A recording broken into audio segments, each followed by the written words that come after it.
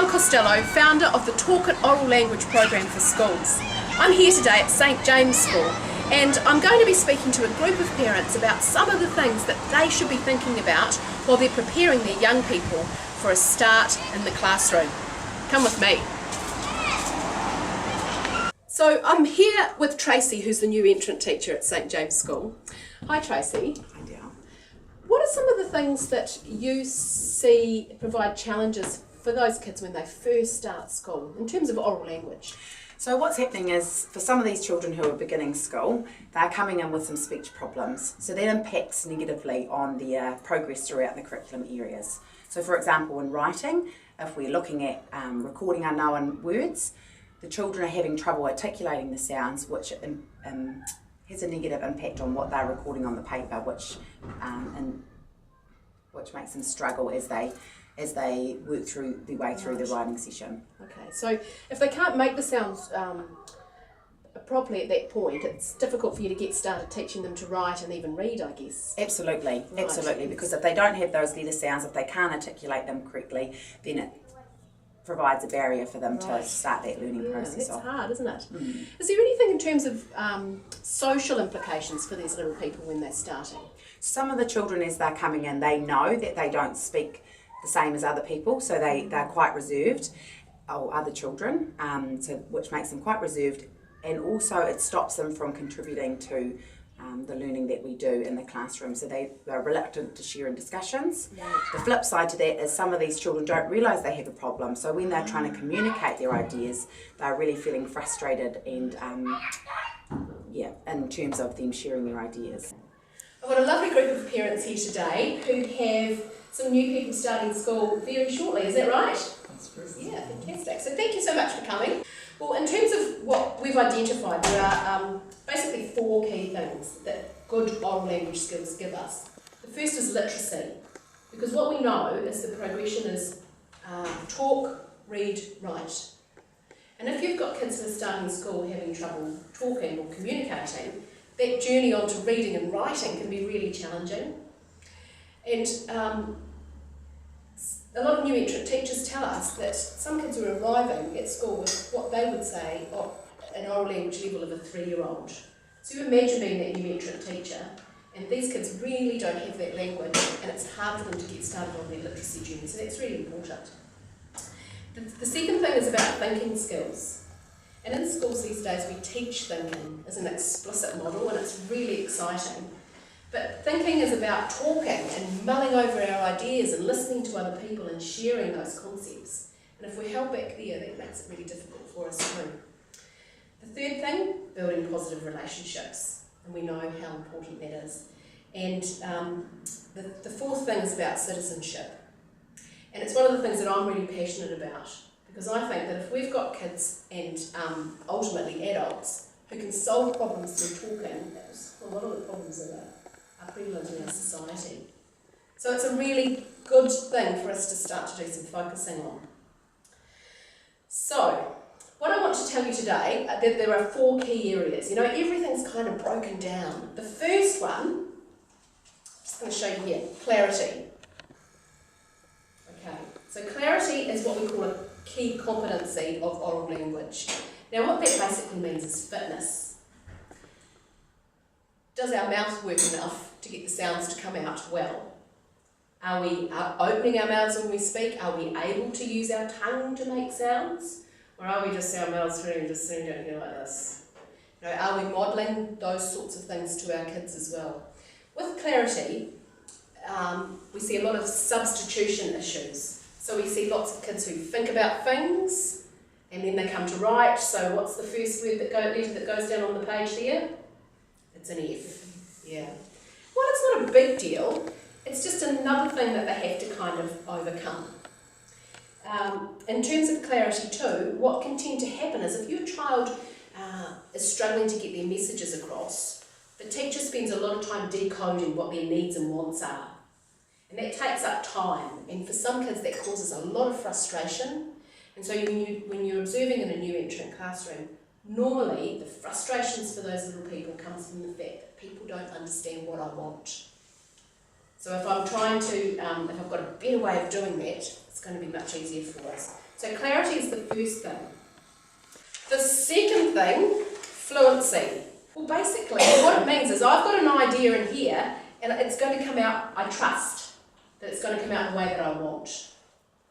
So, all of us here probably have had a situation, maybe you're at a meeting or something, and you had something to say, but you missed your chance. When you feel that frustration, thinking, oh, I wanted to say that, or I should have said something. And it's that confidence to know that when you open your mouth, you're not going to sound like a clown, that your ideas are going to come out. Lots of great things that you can do at home as well in terms of fluency. Naming things, talking to your kids about what things are around them, and then asking them to tell us again. Having the opportunity to get stored things out of our brain, out our mouth. Okay, fluency, clarity. Then what we do is we break oral language in the school classroom into two chunks. The first is informal oral language, and that's all the things to do with, here we go, informal skills. All the things to do with talking, chatting, discussions. So, what are we seeing? We are seeing kids who can't ask a question. So I might go up to you, I've got a problem. My pen's broken. Is it a question? No.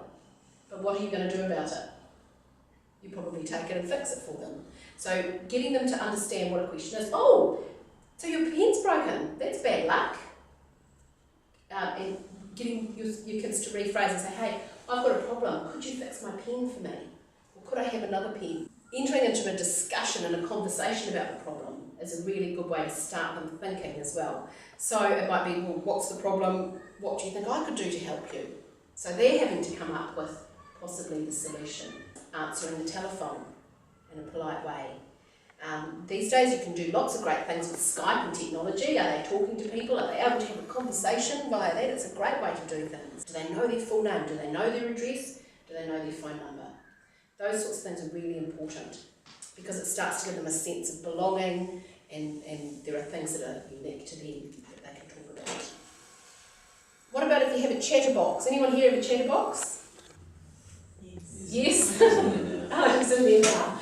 Chatterbox can be just as challenging in terms of oral language, and it's like this constant, talking all the time.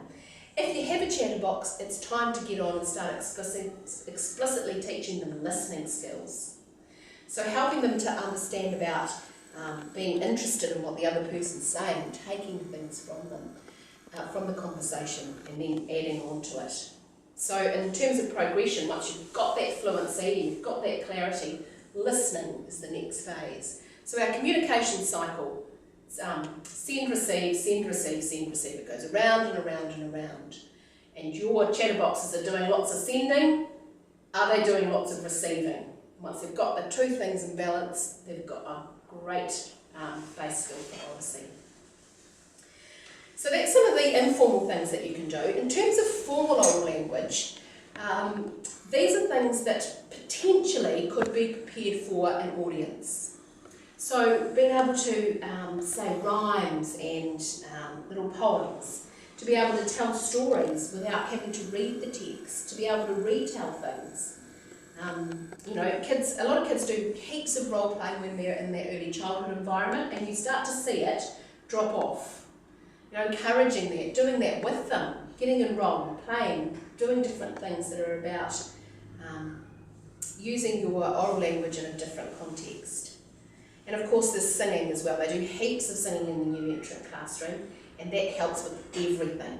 Fluency, clarity, and helping us to remember things. Before we finish up, there are some things that we have noticed over a whole range of different schools about what not to do. Okay, so this is the kind of stuff, oh gosh, I do that, I must stop. Answering for your child. So someone asks them a question, you keep your mouth closed. Sometimes it's difficult because we have to wait. And waiting is fine. Waiting is fine. Now what if your child really, you can see they're totally stressing out. I don't want to answer this, I've just about crawled inside out and gone behind. The thing to do then is for you to answer but you give it to the child, give it to your little one and get them to say what you've said. Takes a little bit longer, but it's very, very important, because getting that transition to owning my thoughts, well, sometimes they don't know the answer, so you can give it and they say, give and they say. In terms of clarity, if there is something in terms of a bigger issue that you're concerned about with your child, it's okay to ask for help with that. So that might be, if you're concerned that they don't have enough words, or maybe there's some really strange things going on with forming sounds. We're seeing all sorts of substitutions. K's for G's and B's for T's and all sorts of really interesting things. And if you instinctively think this is a bit of a problem, go to your teacher and ask for the help, because there is support there. Just get them over that little hurdle. We do it with reading, why not oral language? So for all of you that are preparing your young people for a start at school, don't forget about the competency of oral language. Today we've talked about some great things that are going to be really helpful to getting things off to a fantastic start.